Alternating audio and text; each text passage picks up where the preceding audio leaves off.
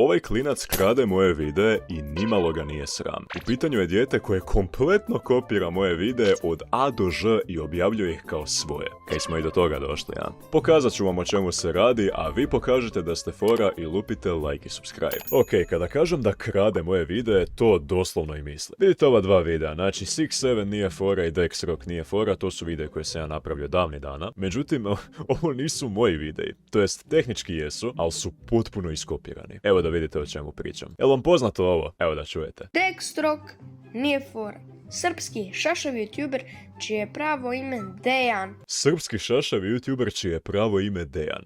Pitam se ko je isti ovakav uvod napravio. Dex Rock nije fora. Dex Rock nije fora. Srpski šašav youtuber čije je pravo ime Dejan.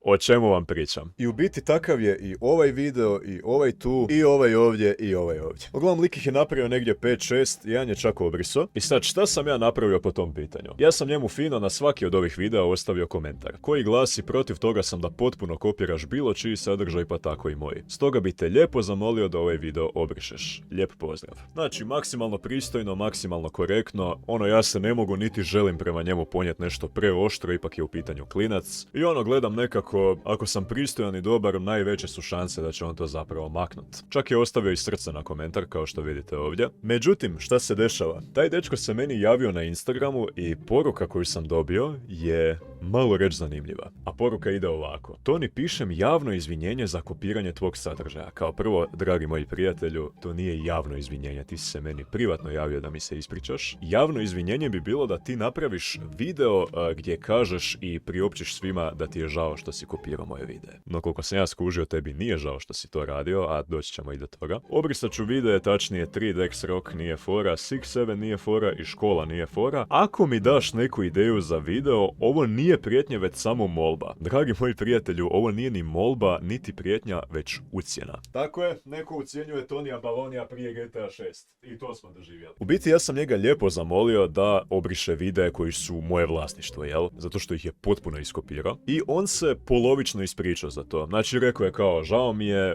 pišem ti izvinjenje što sam kopirao tvoj sadržaj. I onda kaže da će on obrisat te videe tek nakon što ja njemu dam ideju za neki novi video. Mislim, evo, ja nisam znao šta da kažem, ali opet sam odlučio, pristojno odgovorit i napisat mu lijepo pozdrav, lijepo bi te zamolio da ukloniš videe koje si iskopirao, stvarno nije okej.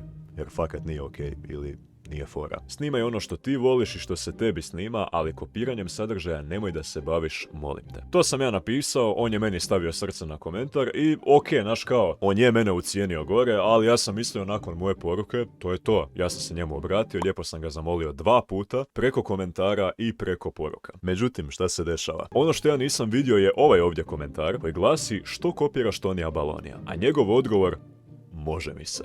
Znači, u suštini ovaj klinac je uvjeren da on može raditi šta god hoće bez da bude posljedica. Znači, može kopirat moje videe, može krast, može prepričat video od riječi do riječi potpuno isto kako sam ja i očekivati da ću ja biti okej sa tim. Što nikako nije sa mnom okej i mislim da svaki youtuber kojem je imalo stalo do njegovog kontenta ne želi vidjeti da neko to samo besramno krade. I pazi šta se dešava nakon tih molbi, nakon što se on meni javio privatno, nakon što se ja njemu napisao komentara i sve to, on objavljuje nove videe. Znači, ova dva, ChatGPT nije fora i Saurus Gang nije fora, su objavljeni nakon što se ja njega zamolio da obriše videe koje je već objavio. Znači, on se to malo dogovora nije mogao držat i jednostavno nemam pojma šta mu je u glavi točno i zašto ovo radi. Ali evo da vidite da ne bi bilo, znači i ovi videi su isto potpuno iskopirani. Saurus Gang nije fora.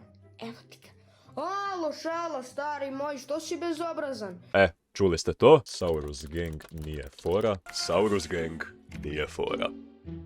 Evo ti ga. Alo! Šala, stari moj, ki si bezobrazan. Dakle, sve vam je jasno. I sad, iskreno ja kad sam vidio ovo, malo sam bio ljut, zato što ovaj klinac je direktno pokazao da nema nikakvo poštovanje za to što radi. I ja sam mu opet u komentare lijepo napisao molbu sa pitanjem zašto uporno i dalje objavljuješ i kopiraš moje videe. Lijepo sam te zamolio da prestaneš. Evo, opet te molim, prestani sa ovime i obriši ove videe, u suprotnom ću te prijaviti. Što je istina, jer šta meni drugo preostaje? Znači, ja sam stvarno probao lijepo pričat sa njim, lijepo ga zamolio zamoli. Čak sam mu napisao još jednu poruku na Instagramu. Hej, vidim da uporno nastavljaš sa kopiranjem mojih videa, lijepo sam te zamolio da prestaneš. Nakon čega mi se niti jednom nije javio, a na ovaj komentar na YouTubeu nije uopće odgovorio. To meni govori da njega apsolutno nije briga za to što kopira tuđi video, što kopira nečiji kontent. I sad, evo, da se mi razumijemo jednu stvar. Ja volim vidjeti da ljudi, posebno mlađi ljudi, prave videe koji su u duhu mojih videa, ali naprave to na svoj način. Vidio sam par puta da su ljudi radili, ne znam, kockanje je fora. U par navrata sam vidio ljude koji su čak koristili moje izraze je fora, nije fora, ali su napravili potpuno svoj video. Znači, nema veze s onim što ja radim. Kao malo podsjeća, ali nije kopija. Ne može se reći da je kopija. Međutim, ovo je totalno drugi level. Zato što ovaj klinac ništa ne radi svoje. Jedino što napravi je snimi svoj glas, prekopira riječ za riječ ono što sam ja rekao u videu, ukrade naslov, ukrade thumbnail, ukrade apsolutno sve. I sad ja, pošto sam tolerantna osoba po prirodi, nisam se odmah izbrecao na njega jer si razmišljam to je ipak dijete. Kulturan, pristojan, civiliziran pristup je najbolji mogući način da ja doprem do njega i da on shvati da to nije lijepo. Međutim, tu sam se očito prevario, pošto, evo, više puta sam ga zamolio i klinac ne reagira. I da ne bi bilo da je samo uvod u pitanju, evo, da premotamo negdje na ovaj tu dio.